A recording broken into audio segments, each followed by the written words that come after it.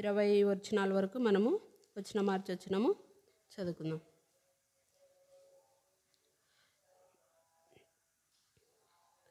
కర్మేలులోని మాయోన్నందు ఆస్తి గలవాడొకడు కాపురముండెను. అతడు బహు భాగ్యవంతుడు. అతనికి 3000 గొర్రెలను 1000 మేకలను ఉండెను. అతడు కర్మేలులోని తన గొర్రెల బొచ్చు కత్తిరించుటకై పోయిండెను.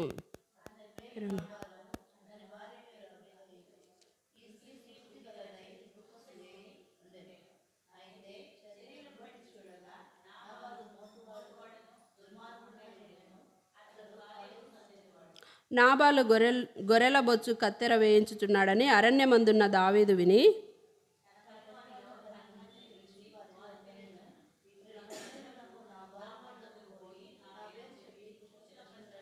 ఆ భాగ్యవంతునితో, నీకును నాకును నీ ఇంటికి నీకు కలిగిన అంతటికి క్షేమమవునుగా కానీ పలికి ఈ వర్తమానము తెలియజెప్పవలెను.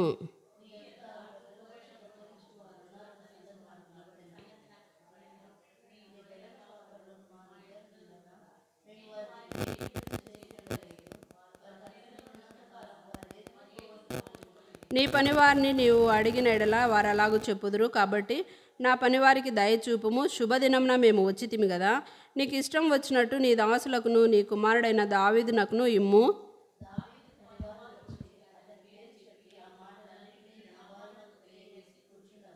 నాబాలు, దావీదు ఎవడు, యెషై కుమారుడెవడు, తమ యజమానులను విడిచి పారిపోయిన దాసులు ఇప్పుడు అనేకులున్నారు.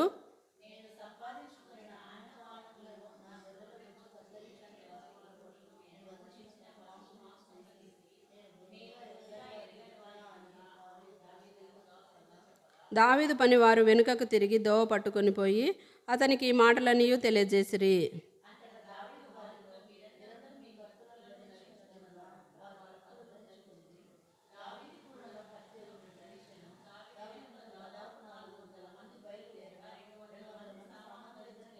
పనివాడు ఒకడు నాబాలు భార్య అయిన అబీగయీలుతో ఇట్లనెను, అమ్మా, దావీదు అరణ్యంలో నుండి మన యజమానుని కుశల ప్రశ్నలు అడుగుటకై దూతలను పంపించగా అతడు వారితో కఠినముగా మాట్లాడెను.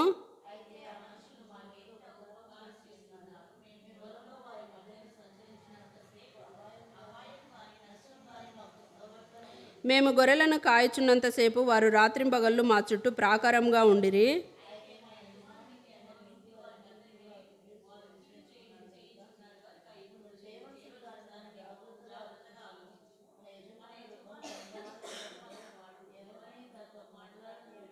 అందుకు అబీగయీలు నాబాలుతో ఏమీయో చెప్పక త్వరపడి 200 రొట్టెలను 2 ద్రాక్షారసపు తిత్తులను వండిన 5 గొర్రెల మాంసమును 5 మానికల వేచిన ధాన్యంను 100 ద్రాక్ష గెలలను 200 అంజూరపు అడలను గార్ధబం మీద వేయించి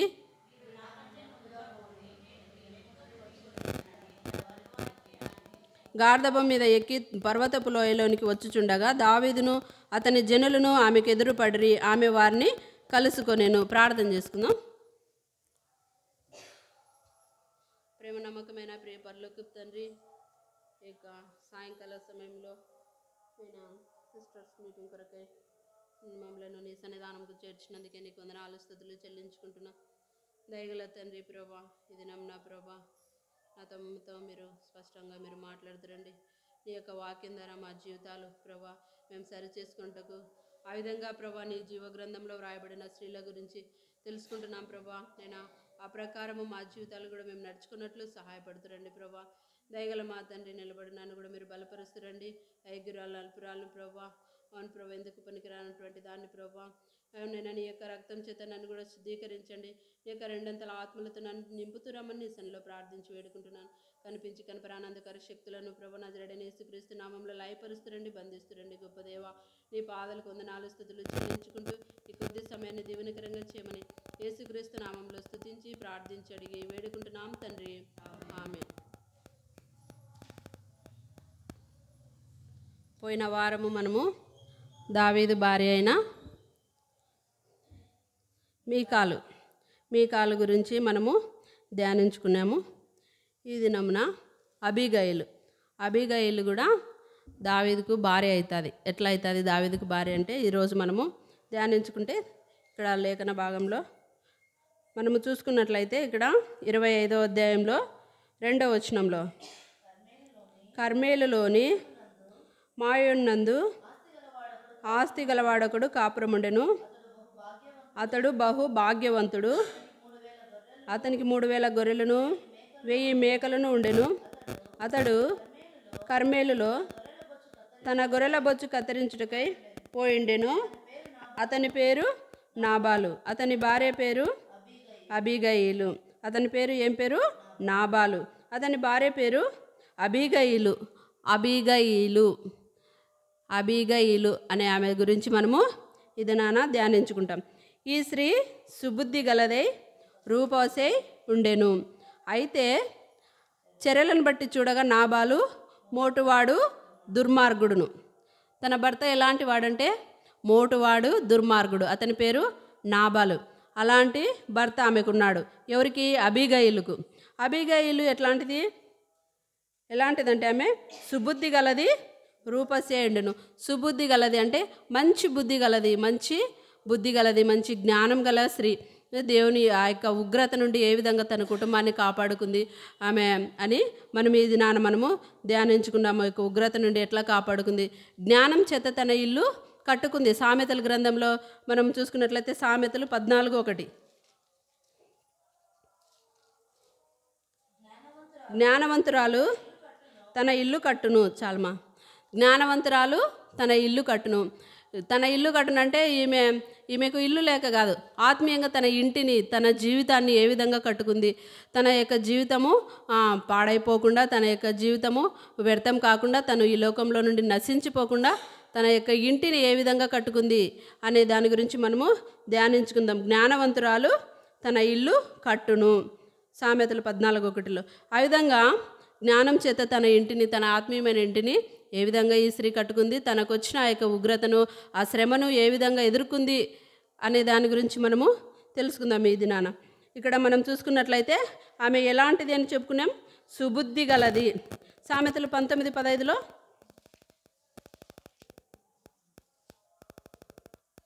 14 రెండో లైన్లో సుబుద్ధి గల భార్య యెహోవా యొక్క దానము. సుబుద్ధి గల భార్య యెహోవా యొక్క దానం అంటే దేవుడిచ్చిన గొప్ప బహుమానము, గిఫ్ట్.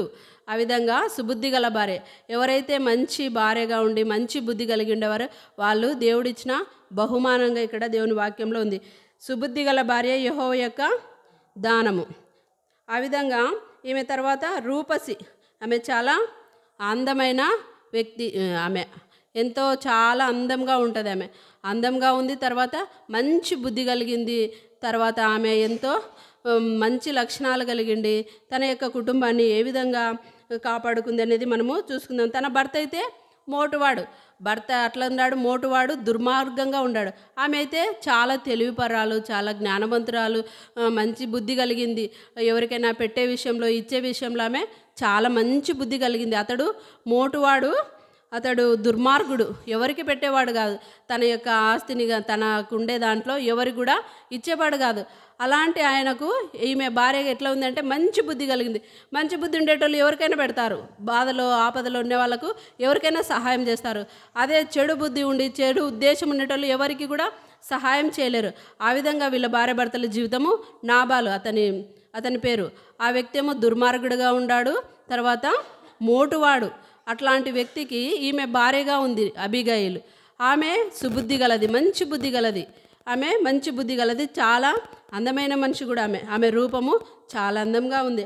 అలాంటి ఆమె ఆ విధంగా ఉన్నప్పుడు తన యొక్క జీవితంలో ఏం జరిగిందంటే మనం చూసుకున్నట్లయితే నాబాలు 4వ వచనంలో 25వ వచనం, నాబాలు గొర్రెల బొచ్చు కత్తిరించు వేయించుచున్నాడని అరణ్యమందున్న దావీదు విని తన పనివారిలో 10 మందిని పిలిచి వారితో ఇట్లా, నేను మీరు కర్మేలునకు నాబాలునతోకు పోయి నా పేరు చెప్పి కుశల ప్రశ్నలు అడిగి ఆ భాగ్యవంతునితో నీకును నీ ఇంటికి నీ కలిగిన అంతటికి క్షేమమౌనుగాకని పలికి ఈ వర్తమానం తెలియజెప్పవలెను. ఏమని తెలియజెప్పాలంటే, నీ యొద్ద గొర్రెల బొచ్చు కత్తిరించు వారున్నారన్న సంగతి నాకు వినబడెను.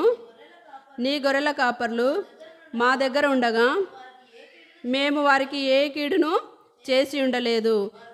వారు కర్మెల్లో ఉన్నంతకాలము వారు ఏది పోగొట్టుకోలేదు. చూడండి, ఇక్కడ కర్మెల్లో ఉన్నంతకాలము వాళ్ళు ఆ యొక్క అరణ్యంలో ఉన్నంతసేపు దావీదు పని వాళ్ళు ఆ యొక్క నాబాలు గొర్రెల కాపర్లకు కాపలాగా ఉంటూ వాళ్ళ గొర్రెలు కానీ ఏవి కూడా నష్టపోకుండా ఇక్కడ దావీదు కాపర్లు వాళ్ళను కాపాడుతూ వచ్చినారు. అలాంటి సమయంలో ఆ నాబాల్ అనే వ్యక్తి గొర్రెల బొచ్చు కత్తిరించుచున్నాడు. వారికి ఒక విందు చేసి పెట్టినాడు నాబాలు. ఆ సమయంలో దావీదు అరణ్యంలో ఉంటాడు, సౌలు తరుముతూ ఉంటాడు. ఆ సమయంలో దావీదు పని వాళ్ళను 10 మందిని పిలిచి పంపించాడు. ఆ భాగ్యవంతునితో చెప్పండి మీరు క్షేమంగా ఉన్నారా అని అడిగి దావీదు పంపించినాడు మమ్మల్ని ఇట్లా అని చెప్తారు. చెప్తే ఏమంటాడంటే నాబాలు, ముందుగానే అనుకున్నాం కదా, చెడ్డ మనసు గలవాడు, అతనికి ఇతరులకు పెట్టే స్వభావం లేదు, దుర్మార్గుడు, మోటువాడు, అలాంటి లక్షణాలు అతనిలో ఉన్నాయి. కాబట్టి ఏ లక్షణాలు, అతడు ఒక మూర్ఖంగా ప్రవర్తిస్తాడు. 10వ వచనంలో మనం చూసుకున్నట్లయితే నాబాలు, దావీదు ఎవడు, యెషై కుమారుడెవడు, తన యజమానులను విడిచి పారిపోయిన దాసులు ఇప్పుడు అనేకులు ఉన్నారు. చాలమ్మా చూడండి, ఇక్కడ దావీదు ఎవడు, యెషై కుమారుడు ఎవడు, యజమాన్ని విడిచిపెట్టి పారిపోయిన దాసులు ఎంతోమంది ఉన్నారు. అట్లాంటి వాళ్ళకల్లా నేను సంపాదించిన ఈ యొక్క అదంతా కూడా వాళ్ళకు పెట్టాలన్నా, ఈ ఆహారం అంతా వాళ్ళకు పెట్టాలన్నా ఎంత మూర్ఖంగా ప్రవర్తిస్తున్నాడంటే చాలా మూర్ఖంగా ప్రవర్తిస్తున్నాడు.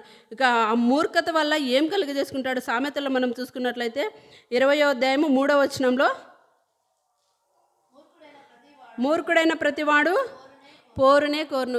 ఇప్పుడు దావీదు సమాధానంగా క్షేమంగా ఉండారని అడిగి పంపించినాడు. కానీ ఇతడు క్షేమంగా ఉండాము, మీ పనివారికి ఆహారం పెడతామనే మాట అనలేదు.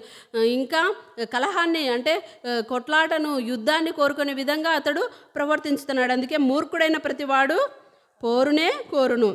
చూడండి ఎంత మూర్ఖంగా ప్రవర్తించుతున్నాడు. తన గొర్రెల కాపర్లు అరణ్యంలో ఉన్నప్పుడు దావీదు గొర్రెల కాపర్లు వాళ్ళను కాపాడుతూ వచ్చినారు, ఏది నష్టపోకుండా వాళ్ళను కాపాడుకుంటూ వచ్చినారు. అట్లాంటి వాళ్లకు ఉపకారం చేయాలా, అపకారం చేయాలా? కానీ వీళ్ళు ఏం చేస్తున్నారు? అపకారం చేస్తున్నారు. ఇక నాబాలు ఏం చెప్తున్నాడు? నేను సంపాదించిన, కింది వచనంలో చూసుకున్నట్లయితే, నేను సంపాదించుకొని నా అన్నపానములను 11వ వచనంలో, నా గొర్రెల బొచ్చు కత్తిరించు వాని కొరకు నేను వధించిన పశు మాంసంను తీసి నేను బొత్తిగా ఎరగని వారికి ఇస్తున్నా అని దావీదు దాసులతో చెప్పగా, అప్పుడు చూడండి, నేను ఎప్పుడు ఎరగని వాళ్లకు నా ఆహారం ఇవ్వాలన్నా, నా గొర్రెల కాపర్లకు నేను సిద్ధపరిచిన వాటిని ఒక మూర్ఖంగా అతడు ప్రవర్తించి, అందుకే ఇక్కడ సామెతలు 23 ప్రకారము మూర్ఖుడైన ప్రతివాడు పోరంటే కలహము, కొట్లాట, పోరునే కోరును. తర్వాత 17వ అధ్యాయము సామెతల్లోని 20వ వచనంలో కింది లైన్లో, మూర్ఖంగా మాట్లాడేవాడు కీడులో పడును. నిజంగా మూర్ఖంగా మాట్లాడినప్పుడు మన నోటి మాటలను బట్టే మనము ఎన్నోసార్లు ప్రమాదంలో చిక్కుకొని వారంగా ఉంటాం. అనవసరంగా వ్యర్థంగా మాట్లాడి ఒక మూర్ఖంగా మనం ఆలోచించకుండా ఈ మాట మాట్లాడితే ఎట్లా అని ఆలోచించకుండా ఎన్నోసార్లు అట్లా మూర్ఖంగా మాట్లాడి కీడులో పడింటాం. మనము ఎన్నోసార్లు కొట్లాట తెచ్చుకునే విధంగా మనం మాట్లాడుతుంటాం. ఈ నాబాల్లాగా మన జీవితంలో కూడా కొన్నిసార్లు ఆ విధంగా మనం కూడా ఎన్నోసార్లు ఉంటాము. అట్లా మూర్ఖుడైన ప్రతివాడు పోరునే కోరుతాడు, మూర్ఖంగా మాట్లాడేవాడు కీడులో పడతాడంట. ఆ విధంగా మాట్లాడినాడు. అప్పుడు దావీదుకు కోపం వచ్చింది.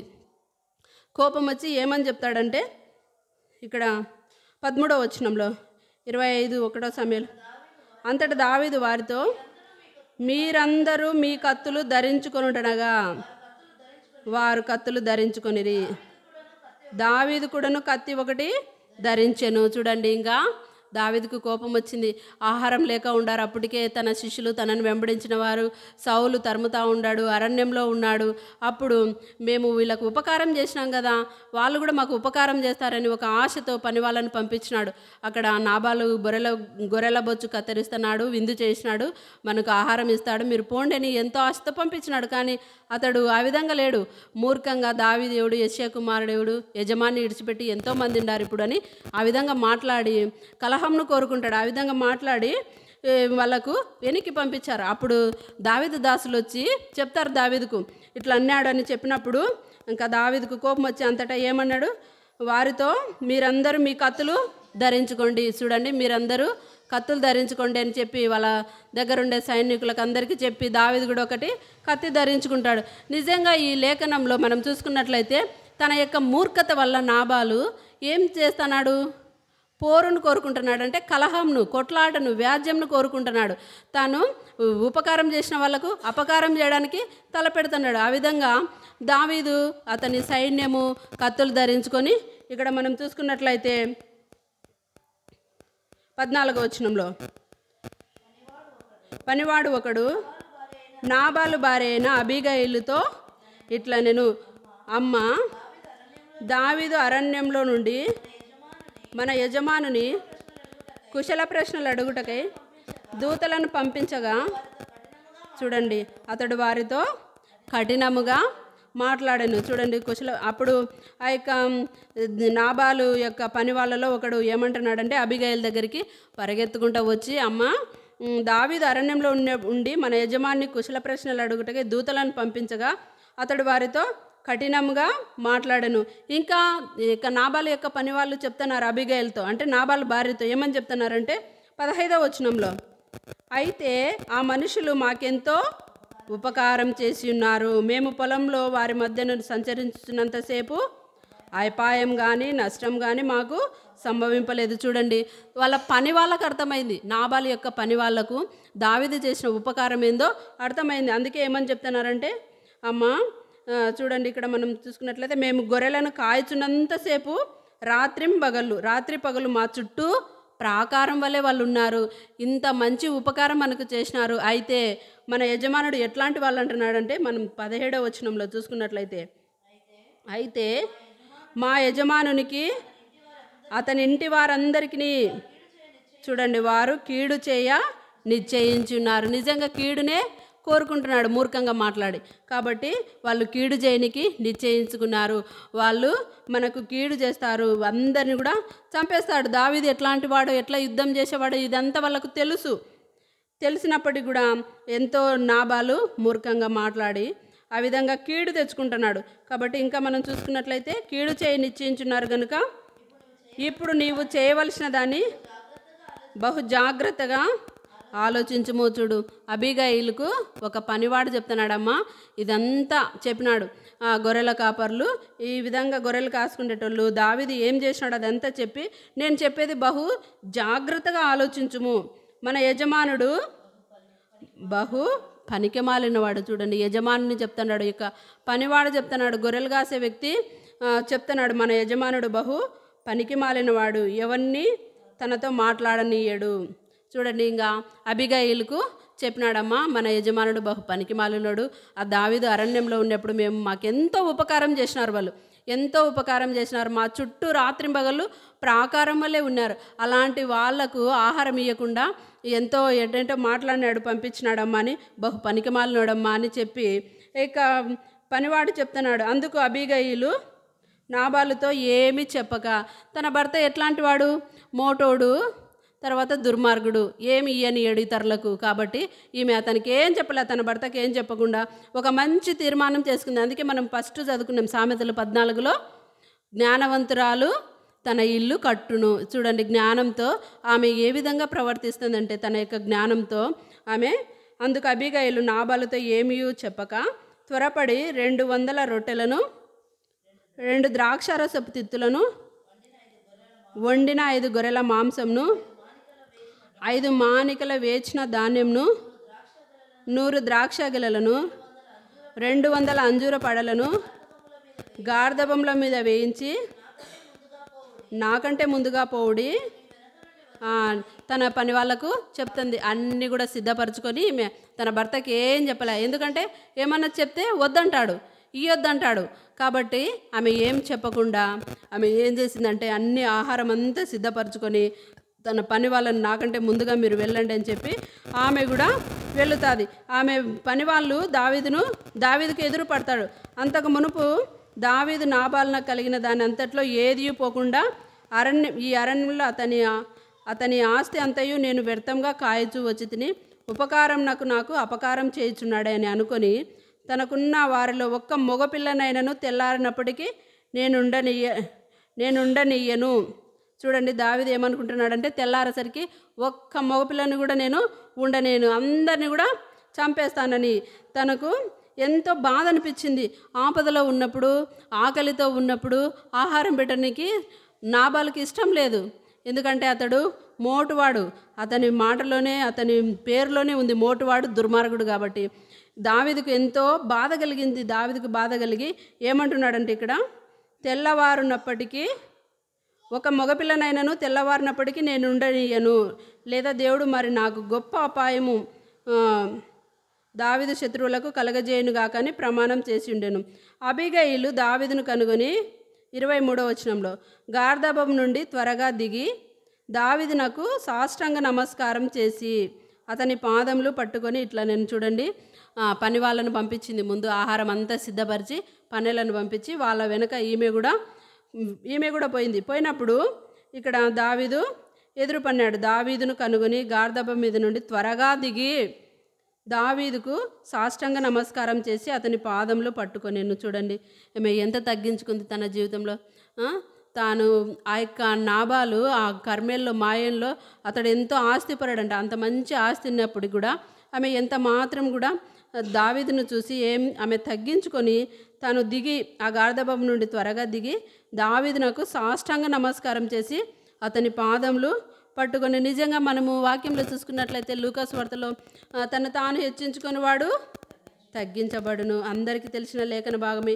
ఈమె ఏ విధంగా తగ్గించుకొని తను హెచ్చింపబడుతుంది, ఏ విధంగా ఆశీర్వదింపబడుతుందో చూడండి. మనం చూసుకున్నట్లయితే 14:11 తను తాను హెచ్చించుకొని వాడు ప్రతివాడును తగ్గింపబడును, తను తాను తగ్గించుకొని వాడు హెచ్చింపబడును. నిజంగా ఈమె ఎంతగానో తనకి ఎంత ఆస్తి ఉన్నప్పటికీ, తను ఎంత సుబుద్ధి గలదైనప్పటికీ, తను ఎంత రూపవశ అయినప్పటికీ, ఎంత అందం ఉన్నప్పటికీ, ఏమున్నప్పటికీ కూడా వాటన్నిటినీ విడిచింది. వాటన్నిటినీ ఆమె విడిచి తగ్గించుకొని ఆమె ఎంతగానో సాష్టాంగ నమస్కారం చేసి దావీదు యొక్క పాదాలు పట్టుకుంది. నా ఏలినవాడా, ఈ దోషము నాదని ఎంచుము, నీ దాసురాలైన నన్ను మాట్లాడనిమ్ము, నీ దాసురాలైన నేను చెప్పు మాటలను ఆలకించుము. చూడండి, నా ఏలినవాడా, ఈ దోషము నాదని ఎంచుము, నీ దాసురాలను నన్ను మాట్లాడనిమ్ము. తన భర్త చేసిన దోషము, తన భర్త చేసిన తప్పు నాదని ఎంచుమని ఒప్పుకుంటా ఉంది ఆమె. తన భర్త చేసిన వాటిని ఈమె నాదని ఎంచుకుంటుంది, తన యొక్క దోషాన్ని, తన యొక్క భర్త యొక్క దోషాన్ని. ఇంకా మనం చూసుకున్నట్లయితే, నా ఏలినవాడ, దుష్టుడైన ఈ నాబాలును లక్ష్య పెట్టవద్దు, అతని పేరు అతని గుణములను సూచించుచున్నది. అతని పేరు నాబాలు, మోటుతనము అతని గుణము. నా ఏలినవాడ, పంపిన వాని పనివారు నాకు కనబడలేదు. చూడు, దావీదు పంపిన దూతలు నాకు కనబడలేదు, లేకుంటే నేను చేసేదాన్ని. నా యజమానుడు మూర్ఖుడు, అతడు దుష్టుడు, అతని గుణాలను సూచిస్తుంది అతని పేరులోనే అని ఆమె తన యజమాని గురించి, తన భర్త గురించి చెప్పింది. తన యొక్క పరిస్థితి అదయ్యా, అర్థం చేసుకోయ్యా, నన్ను క్షమించు, ఆ దోషాన్ని, ఆ తప్పును నాదిగా భావించుకుని నన్ను క్షమించని దావీదుకు ఆమె చెప్తా ఉంది. నా ఏలినవాడ, యెహోవా జీవంతోడు, నీ జీవంతోడు, నా ప్రాణము హాని చేయకుండా యెహోవా నిన్ను ఆపి ఉన్నాడు. చూడండి, నా ప్రాణానికి, నా కుటుంబానికి ఏ హాని చేయకుండా నిన్ను ఆపి ఉన్నాడని ఆమె చెప్తుంది. నీ జీవంతోడు అని ప్రమాణం చేయుచున్నా, నీ శత్రువులను నా ఏలినవాడవైన నీకు కీడు చేయని ఉద్దేశించు వారును నాబాలు వలె ఉందురుగాక. అయితే నేను నా ఏలినవాడగు నీ యొద్దకు తెచ్చిన ఈ కానుకను నా ఏలినవాడగు నిన్ను వెంబడించు పనివారికి ఇప్పించి నీ దాసురాలైన నా తప్పును క్షమించుము. నా ఏలినవాడవగు నీవు యెహోవా యుద్ధములను చేయుచున్నావు. చూడండి, నా తప్పును, నా దోషంను క్షమించమని దావీదును ఈమె అడుగుతూ ఉంది. నేను తెచ్చిన యొక్క కానుకను స్వీకరించమని చెప్తా ఉంది. అదంతా కూడా తీసుకొని దావీదు ఏం చెప్తాడంటే 32వ వచనంలో దావీదు, నాకు ఎదురుపడుటకై నిన్ను పంపిన ఇశ్రాయేలు దేవుడైన యెహోవాకు స్తోత్రం కలుగునుగాక.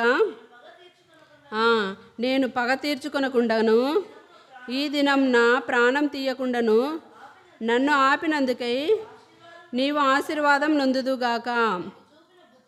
నీవు చూపిన బుద్ధి విషయమై నీకు ఆశీర్వాదము కలుగునుగాక. చూడండి, ఆమె దావీదును ఎదుర్కొనుటకు వెళ్ళింది, తన పనివారిని పంపించింది, ఆహారం అంతటిని కూడా సిద్ధపరచుకొని తన పనివారిని సిద్ధపరిచి ఆమె వెళ్ళి దావీదుని ఎదుర్కొని, నా తప్పు క్షమించయ్యా, నా దోషము, తన యొక్క భర్త చేసిన అవివేకపు పని, తన భర్త చేసిన ఆ యొక్క మూర్ఖత్వం వల్ల చేసిన వాటన్నిటిని కూడా ఈమె భరించుకొని, ఈమె నా దోషాన్ని, నా తప్పును క్షమించి నిన్ను మా కుటుంబానికి హాని చేయకుండా ప్రాణం తీయకుండా ఆపి ఉన్నాడు దేవుడు అని చెప్పి ఈమె దావీదు యొక్క పాదాలు పట్టుకొని నమస్కారం చేస్తుంది. సాష్టాంగ నమస్కారం చేసి, అయ్యా క్షమించయ్యా, నా భర్త ఇలాంటి వాడని తనకు చెప్తా ఉంది. చెప్పినప్పుడు దావీదు ఏమంటున్నాడు, అందుకు దావీదు, నాకు ఎదురుపడుటకై నిన్ను పంపిన ఇశ్రాయేలు దేవుడని యెహోవాకు స్తోత్రం కలుగును గాక. చూడండి ఎంత గొప్ప మాట అంటున్నాడో దావీదు.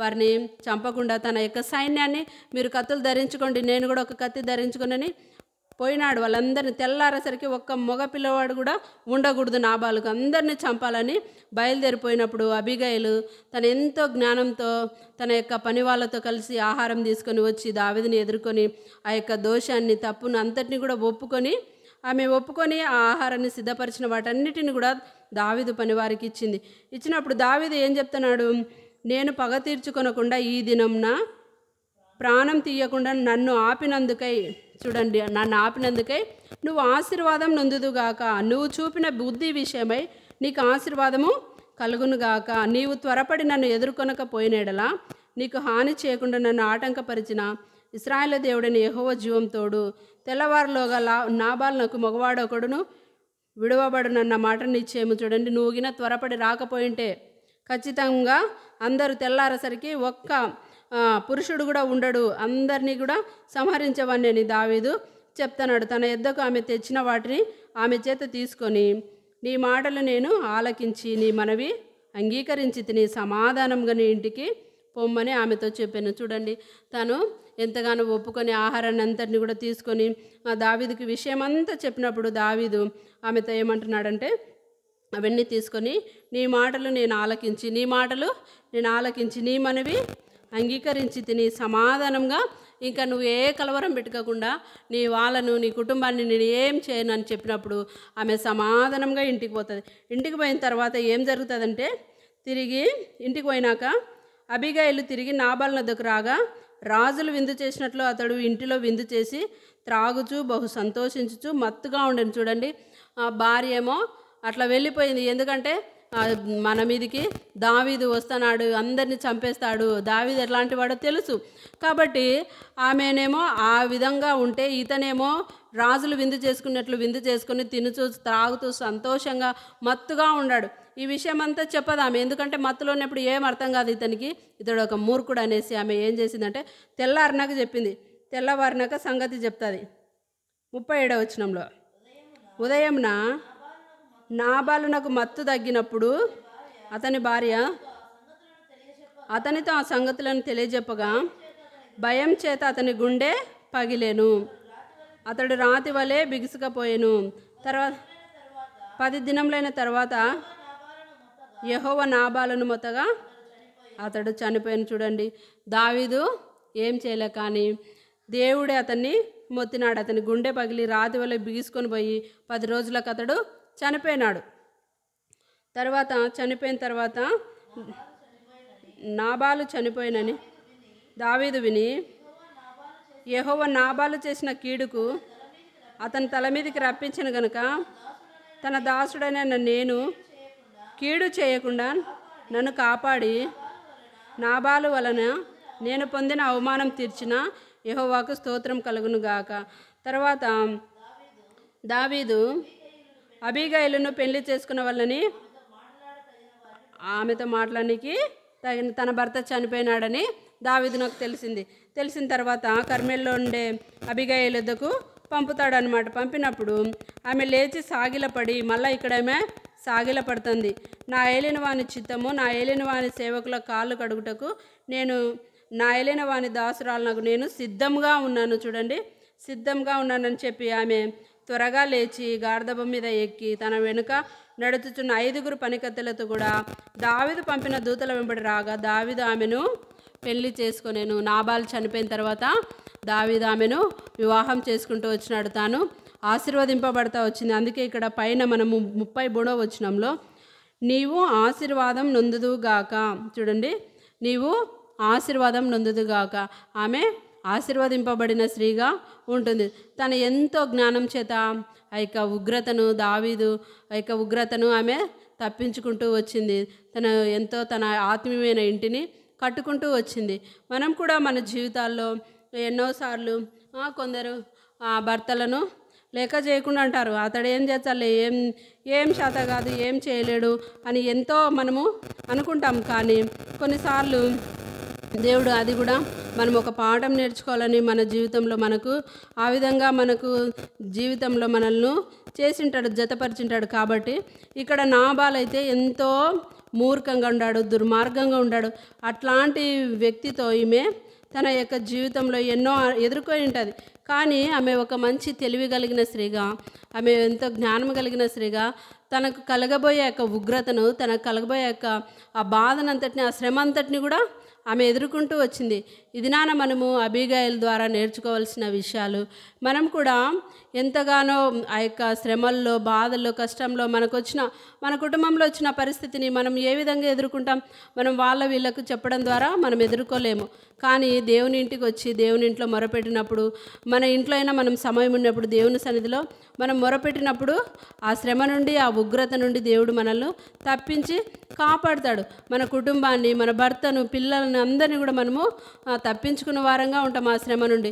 కానీ దేవుని సన్నిధికి మనము వారందరినీ నడిపించుకోవాలని అదొక గొప్ప మనకు సవాలుగా ఉంది. దేవుని ఇంట్లో మనము ప్రార్థించేవారుగాను, మన పిల్లల కొరకు, భర్త కొరకు, ప్రభా నా పిల్లలు మారలేదు, నా భర్త మారలేదు అని అదే మనకు ఒక గొప్ప శ్రమ అనుకోవాలి. అదే ఈమెకైతే అబీగయీలుకైతే తన భర్త ద్వారా శ్రమ వచ్చింది. కానీ తన భర్త ద్వారా వచ్చిన శ్రమను ఆమె నా తప్పుగా భావించి, నా దోషంగా భావించి నన్ను క్షమించమని దావీదును అడుగుతూ ఉంది. ఆ విధంగా మనం కూడా మన కుటుంబ జీవితంలో, మన జీవితంలో మనం వచ్చిన శ్రమలను మనంన్నిటినీ కూడా మనము దేవుని సన్నిధిలో మొరపెట్టాలి. అప్పుడు మనం ఆశీర్వదింపబడతాం. ఈ స్త్రీ ఆశీర్వదింపబడింది. తన యొక్క దోషం కాకపోయినప్పటికీ కూడా, తన భర్త దోషం అయినప్పటికీ కూడా ఆమె తన దోషంగా భావించి ఒప్పుకుంటూ వచ్చింది. ఆ విధంగా మన కుటుంబంలో మనం కూడా మన భర్తలు దేవుని ఇంటికి రావాలన్న, పిల్లలు మారి దేవుని సన్నిధిలో ఉండాలన్న మనం కూడా అదే మనకు ఒక శ్రమ అనుకోవాలి. కాబట్టి మనము ఆ శ్రమల్లో దేవుని సన్నిధికి దూరంగా ఉండకూడదు. ఎప్పుడైతే మనం తగ్గించుకొని, అందుకే ఆమె ఎంతో తగ్గించుకుంది. ఆమె మంచి ఆస్తిపరాలు అయినప్పటికీ కూడా ఎంతో తగ్గించుకొని, మనం కొన్నిసార్లు మనకుండే వాటన్నిటిని బట్టి మనము అతిశయపడుతుంటాం. మనకుండే వాటిని, ఆస్తిని, అందం ఎన్ని చూసుకొని అన్నిటినీ కూడా బట్టి మనం అతిశయించి గర్వించుకొని మనం ఉంటాం. కానీ ఈ స్త్రీ ఎంతగానో తగ్గించుకొని సాష్టాంగ నమస్కారం చేసి అబీగయీలు దావీదు పాదాలు పట్టుకొని నా తప్పుగా భావించు, నా దోషంను క్షమించమని అడిగినప్పుడు దావీదు నన్ను ఈ దినాన మీ కుటుంబాన్ని మరణం చేయకుండా ఆపినాడు యెహోవా, అందును బట్టి దేవునికి స్తోత్రం అని చెప్పి నీవు ఆశీర్వాదం నొందుదు అని ఆమెకు చెప్తా ఉన్నాడు. తర్వాత దావీదు తన యొక్క జీవిత పాలుభాగస్తురాలుగా ఆమెను చేసుకుంటాడు, ఆమెను వివాహం చేసుకుంటాడు. కాబట్టి దేవుడు మన కుటుంబంలో వచ్చే వాటన్నిటిని కూడా మనము ఆయన సన్నిధిలో మొరపెట్టాలి. మన తప్పుగా, మన దోషంగా, మన కుటుంబంలో చేసిన దాని అంతటిని బట్టి కూడా మనము దేవుని సన్నిధిలో ఒప్పుకోవాలి. ఎప్పుడైతే ఒప్పుకుంటామో అప్పుడు మనల్ని దేవుడు క్షమించి మన కుటుంబాన్ని కూడా దేవుడు ఆశీర్వదించుతాడు. ఆ విధంగా దేవుడు మనలందరినీ కూడా సిద్ధపరుస్తునుగాక. ప్రార్థన చేసుకుందాం.